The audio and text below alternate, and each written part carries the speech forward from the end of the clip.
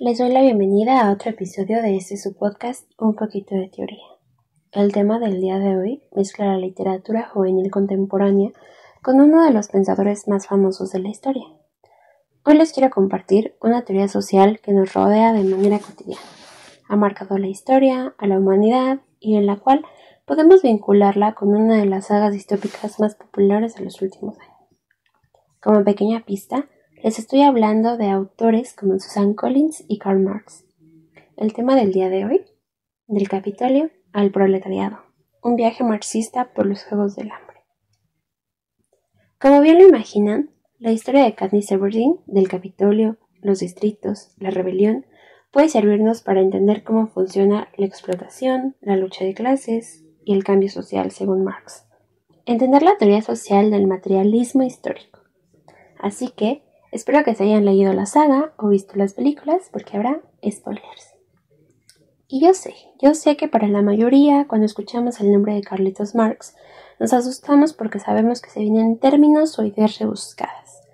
Pero, como en todos los episodios, trataré de explicar esta teoría de manera ligera y con elementos de la cultura pop, como lo es la saga de los Juegos del Hambre.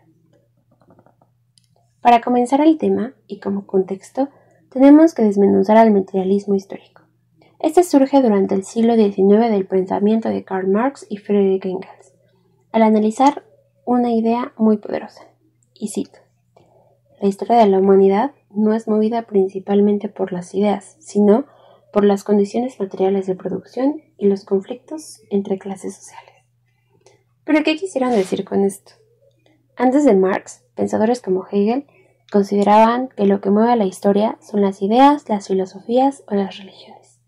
Y Marx, en cambio, plantea que lo decisivo no son las ideas, sino las condiciones materiales de vida, o sea, cómo producimos lo que necesitamos para sobrevivir.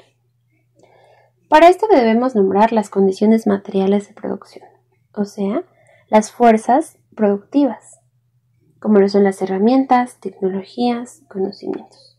Y por otro lado, las relaciones de producción, que es igual a quién trabaja, quién posee los medios y quién se beneficia del trabajo. Según Marx, estas condiciones definen cómo se organiza una sociedad. Además de todo esto, debemos agregar el conflicto entre clases sociales. En toda sociedad hay desigualdades, y en la propiedad de los medios de producción. Así se generan clases sociales con intereses opuestos. Otra cosa es que Marx agrega que cada sociedad se organiza en torno a dos niveles, la infraestructura y la superestructura. En la infraestructura es la base económica, o sea, el cómo producimos, quién tiene los recursos y quién trabaja. Y para la superestructura, esta incluye las leyes, las políticas, las religiones, la cultura. Es decir, todas las ideas que justifican o sostienen este orden económico. Marx nos dice que estos elementos son el motor de los cambios históricos, porque cuando el sistema se vuelve insoportable para una clase, surgen luchas que terminan transformando toda la estructura social. Suena asombroso.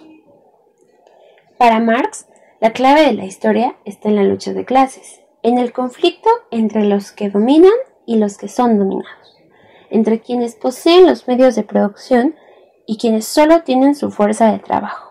Yo no sé ustedes, pero desde que yo leí todo esto, solo pude pensar en un lugar. Así es, en Panem. Y bueno, aquí es donde yo quiero que recuerden todo lo que vimos en la primera trilogía de la saga principal de los Juegos del Hambre de Susan Collins. Recuerden las condiciones del Distrito 12, cómo vivían las personas del Capitolio, a Katniss Everdeen, al presidente Snow, la rebelión. Ahora hay que dar un pequeño repaso por los Juegos del Hambre para quienes no hayan leído o visto las películas. Aquí la punta del iceberg y el marketing cuenta el triángulo amoroso entre Katniss, Gale y Peeta. Pero miren, si escarbamos bien y ponemos atención a toda la trilogía, lo que tenemos es un vivo retrato de lo descrito teóricamente sobre la humanidad. Hay un gobierno represivo, pobreza, guerra, desigualdades sociales, entretenimiento, mucho más. Recordando lo que anteriormente nos decía Marx, Dentro de Panem, el Capitolio representa a la clase dominante. Ellos controlan la economía, la tecnología y todos los recursos. Viven en el lujo y en el exceso. En cambio, la vida en los distritos representa a la clase explotada. Cada distrito produce algo, carbón, textiles, etc., que son indispensables para el Capitolio. Pero estos recursos no son disfrutados por las personas de los distritos. Su trabajo solo enriquece al Capitolio, mientras ellos viven en pobreza y en vigilancia constante. A esto lo mencionaremos como la infraestructura de Panem. Entonces, ¿a qué vamos a nombrar la superestructura? A las leyes de Panem, a la propaganda del Capitolio y sobre todo a la arena de los Juegos del Hambre.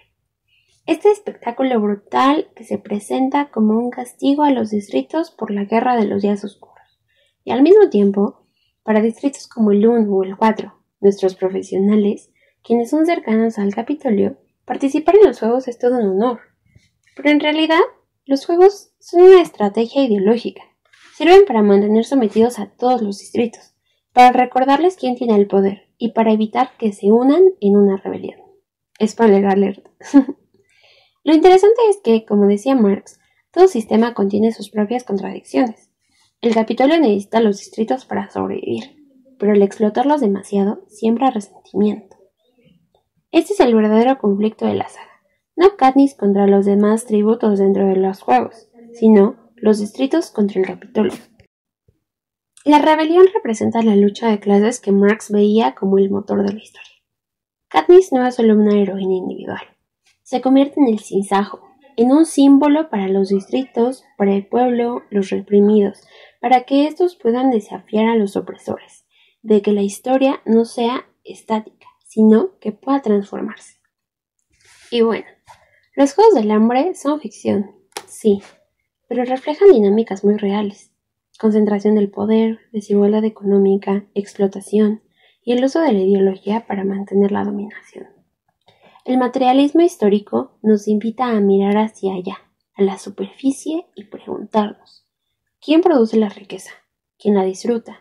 ¿Y qué papel juegan las ideas, la cultura y hasta el entretenimiento en sostener ese orden? Recordemos que nuestras condiciones materiales y las luchas sociales dan origen a nuevas ideas, religiones, filosofías y sistemas políticos. Tal vez Panem no está tan lejos de nuestra sociedad como pensamos.